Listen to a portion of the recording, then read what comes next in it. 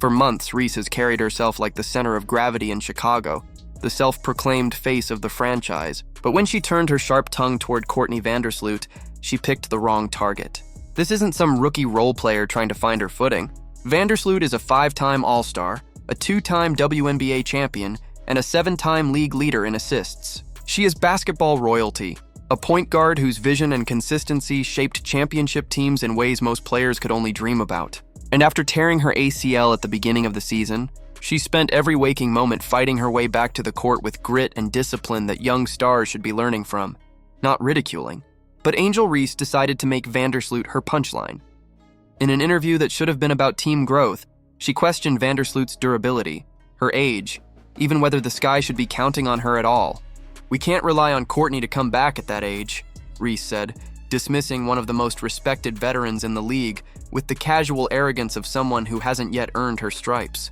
It wasn't just shade, it was an insult. A public dismissal of a teammate who's done everything Reese claims she wants to achieve. The backlash was immediate. Teammates heard it. Fans heard it. And when Vandersloot herself finally broke her silence, it wasn't subtle. Asked about her future, she stared down the question and answered with steel in her voice. "Contrary to what people say or think, my age is not a factor. I'm coming back better than ever." There was no need for theatrics, no need for social media tantrums, just a simple statement, delivered with the quiet confidence of someone who's already proven her worth. And just like that, Reese's jab crumbled. She swung at a legend and landed nowhere. That single exchange told the entire story of the Sky's season. On one side, you have Vandersloot, professional, disciplined, respected. On the other, Reese, reckless with her words, careless with her teammates' trust, and increasingly toxic to the locker room she's supposed to help lead. Let's not sugarcoat it. Angel Reese is not just alienating a veteran. She's alienating Chicago, because while she trashes her teammates publicly, she forgets that this team has been protecting her since the beginning. When Reese was missing layups night after night, shooting under 30% at the rim and costing the Sky games, not a single teammate dragged her in front of a microphone. Not Ariel Atkins. Not Rachel Bannum. Not Vandersloot herself.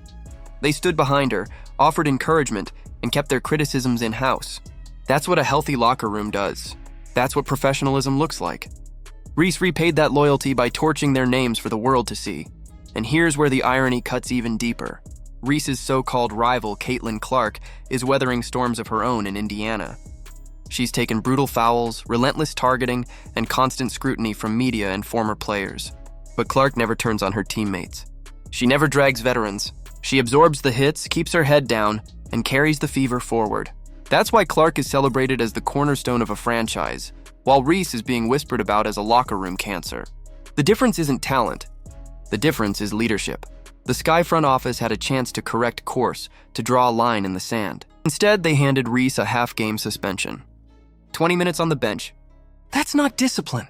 That's a slap on the wrist so weak it insulted the intelligence of fans and teammates alike. How do you expect players to respect the system when a young star can openly disrespect a veteran and the consequence is barely symbolic? The decision made the coach look powerless. The front office looked spineless and the franchise looked lost. Meanwhile, Vandersloot's clapback did what Reese's suspension couldn't.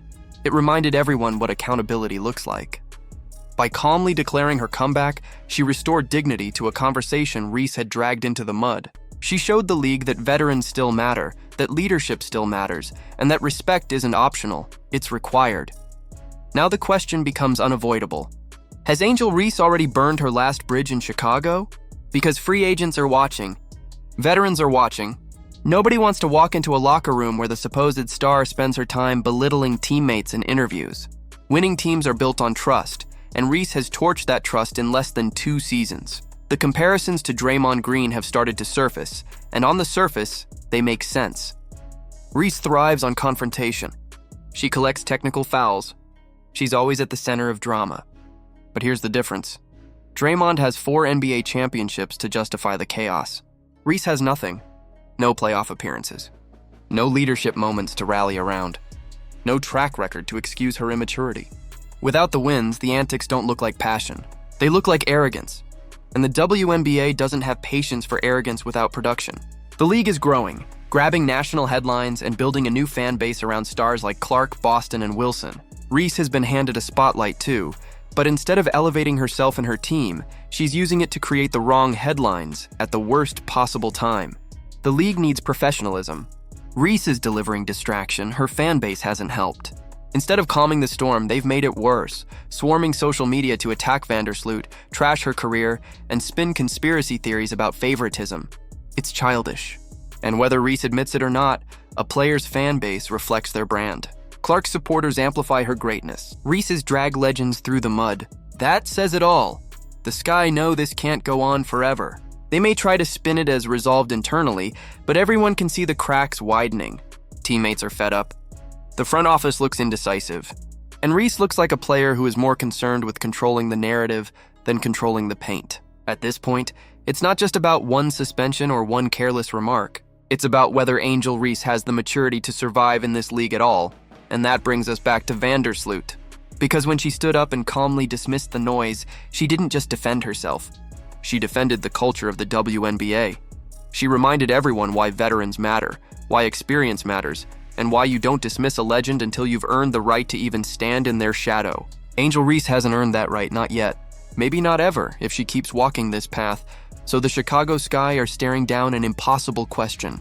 Do they keep enabling Reese, hoping she grows up, or do they cut their losses before her immaturity drags the entire franchise into irrelevance? Because make no mistake, if Reese can't respect Courtney Vandersloot, if she can't respect her teammates, then she doesn't respect the game itself. And in a league as unforgiving as the WNBA, that's a dangerous place to stand. Reese thought she was speaking truth. All she really did was expose her immaturity. Vandersloot's clapback wasn't just a rebuttal. It was a line in the sand. Respect isn't optional, it's earned. And Angel Reese has a long, long way to go before she earns it. So here's the real question for you. Is Angel Reese worth the headache? Should the Sky cut ties before it's too late? Or do you think she'll ever learn the lessons she refuses to face? Let us know down in the comments. Don't forget to like, subscribe, and turn on notifications so you never miss the next deep dive into the drama shaking the WNBA.